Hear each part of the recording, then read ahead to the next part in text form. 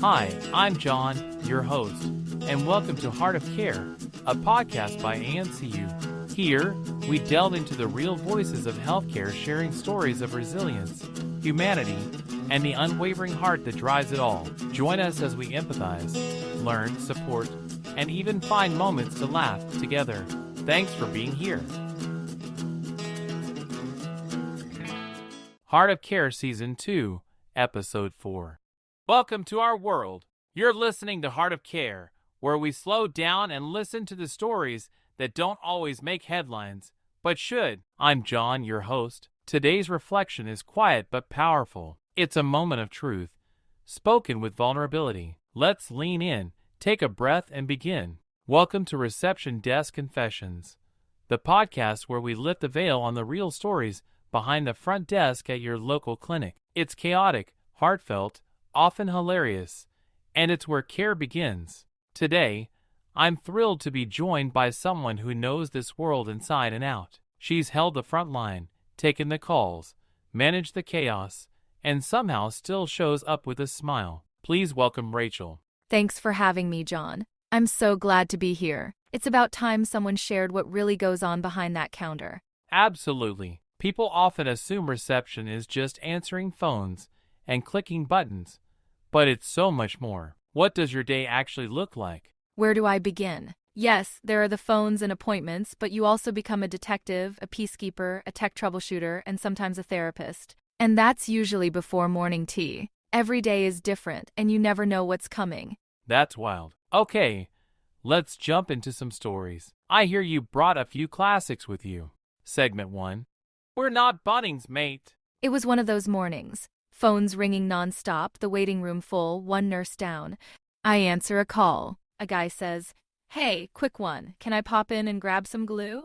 I pause. Glue? Is this for a wound? Do you need to be seen? He says, No, nothing serious. Just a small cut on my hand. I don't need a doctor. Just the glue, the kind you guys use. We were completely booked, and even then, we can't just hand that stuff out. I explained gently. It needs to be assessed and applied properly. Even small cuts can lead to infection if not treated correctly. He laughs. Fair enough. My wife told me to go to the chemist. I thought you'd have the good stuff. I said, totally get it. But we're a medical clinic, not Bunnings warehouse. No sausage sizzle with surgical glue on the side. He laughed out loud, thanked me, and off he went to urgent care. It was a misunderstanding, but handled with a bit of humor and care. And that's the part people don't see, the way you gently educate while keeping the mood light. Exactly. Sometimes it's not what you say, it's how you say it. Segment 2. The case of the uncropped image. This next story, I've heard it's unforgettable. Something about a telehealth image gone wrong? Oh yes. We'd just expanded telehealth access. A man from interstate rang before his appointment with one of our doctor, letting us know he'd emailed a photo of the rash he was concerned about. I said, "Thanks, but just so you know, we can't accept images in our general clinic inbox for privacy reasons. The doctor can see it during the video call." There was a pause. Then he said, "Oh, I already sent it." I opened the inbox. Subject line regarding my rash. And there it was, the rash. And everything else. A fully uncropped photo of his penis. I took a deep breath, called him back, calmly said, "Sir, I understand it can be difficult to describe certain things over telehealth, especially something like a rash in that area, but you've just inadvertently flashed yourself into our clinic inbox." He was mortified. "Oh my God. I'm so sorry. I didn't think." I reassured him, "It's okay. These things happen. We'll delete it now. Next time, just wait until the video call." And you managed all that so professionally. You have to. He wasn't trying to be inappropriate. Just nervous and overwhelmed. It's human. And now, I imagine you check the rash folder very carefully. We definitely do. Segment 3. Doctors the brilliant and the baffled. Let's talk about the doctors. Any surprises there? Oh yes. Doctors are amazing, intelligent, dedicated, but sometimes hilariously clueless outside of medicine. One can diagnose a rare disease in minutes and then completely freeze at a printer jam. One asked me to fix Medicare. Another wanted the EFTPOS machine to be quieter because it was disrupting their flow. You just nod and smile? Exactly. But then there are the gems like Dr. Evan. Every morning he brings coffee. sometimes pastries, sometimes even handmade mochi. He greets us with, "You guys are the real frontline." And he means it. If things get tense at reception, he checks on us, even though he's just a contractor. One day he said, "You know, the front desk holds more emotion than the consult room most days." He wasn't saying it to flatter. He meant it. And I remember thinking, someone actually sees us. That's powerful. That kind of respect makes a huge difference.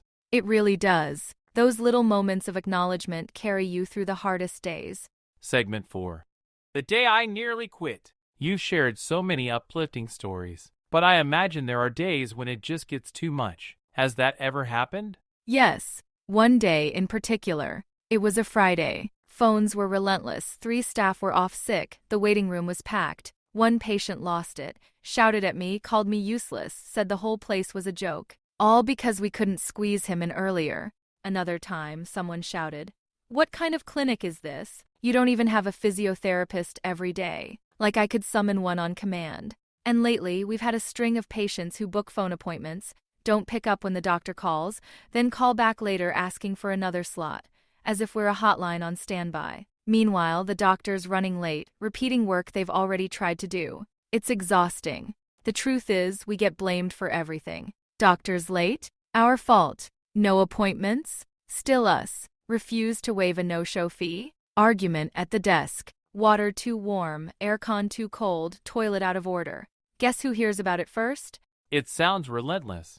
It is. I held it together in the moment, but later I stepped out back, closed the door, and cried. 'Cause it wasn't just that one man. It was the accumulation, the micro-abuses, the exhaustion, the invisibility. And I thought, I don't know if I can keep doing this. But you stayed. I did. About 20 minutes later, an elderly woman approached. She handed me a folded note. It read, "Thank you for what you do. I see how hard it is." That was it. But it meant everything. Sometimes all we can do is take a deep breath and remember. They're unwell, they're vulnerable, and they're scared. So we respond with kindness. But at the same time, our clinic has a strong policy to protect our staff, emotionally, verbally, and physically. 'Cause it is never okay to abuse someone, especially when they're just trying to help. We do our best. We go above and beyond. Because we're human too, and this is, at its core, a business of care. Rachael, thank you, truly, for the honesty, the humor, and the heart. It's been such a pleasure hearing your world through your words. Thanks, John. I've loved sharing. There's a lot of madness, but there's a lot of magic too. To everyone listening, behind every call and every check-in is a story. Some awkward, some joyful, and many deeply human. Receptionists aren't just the first point of contact. They're the calm in the storm, the steady hands in the chaos, and the glue that holds it all together. Thanks for joining us on Reception Desk Confessions. We'll see you next time for more true tales from the counter. Thanks for tuning in to this episode from AMCU Media, where real stories, healthcare, and advocacy come together. We release a new episode on the 28th of every month. We're a small, independent team doing our best to bring you meaningful conversations. And your support means the world to us. Subscribe to our YouTube channel and Facebook page. Just search for AMCU Media. Got a story or topic to share? Email us at amcu@strmedical.com.au. Together, we can do better. For care, for community, and for change. Until next time, thank you. And take care.